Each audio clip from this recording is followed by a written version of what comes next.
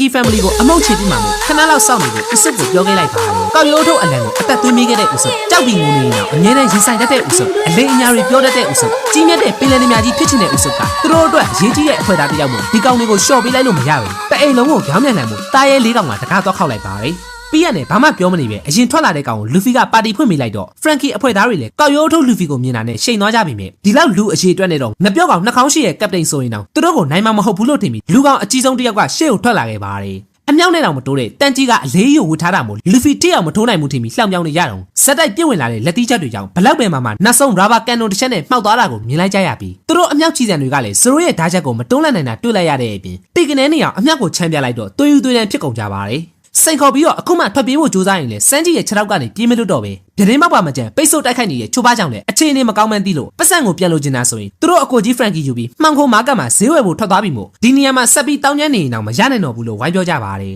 ဒါပေမဲ့အခုမှတောင်းမှနေလို့လေနောက်ကျသွားပြီဖြစ်ပြီးသူတို့ကဒီနေရာကိုပတ်စံကြောင်လာခဲ့တာလည်းမဟုတ်လို့အယိုးတွေအကုန်ချိုးပြေးရမှကျင်းနေမယ်လို့ပြောနေရကြောင်း Frankie တပည့်တွေကကြောက်အားလန့်အားရှိသမျှနဲ့တက်ခိုက်ကြပြီမြမကောင်းဆိုးဝါးနီနီတန်မာကြတဲ့ကောင်တွေကိုတော့မရှင်းနိုင်နဲ့ Frankie အိမ်တော်တစ်ခုလုံးမှာပောက်နေကြပါတယ်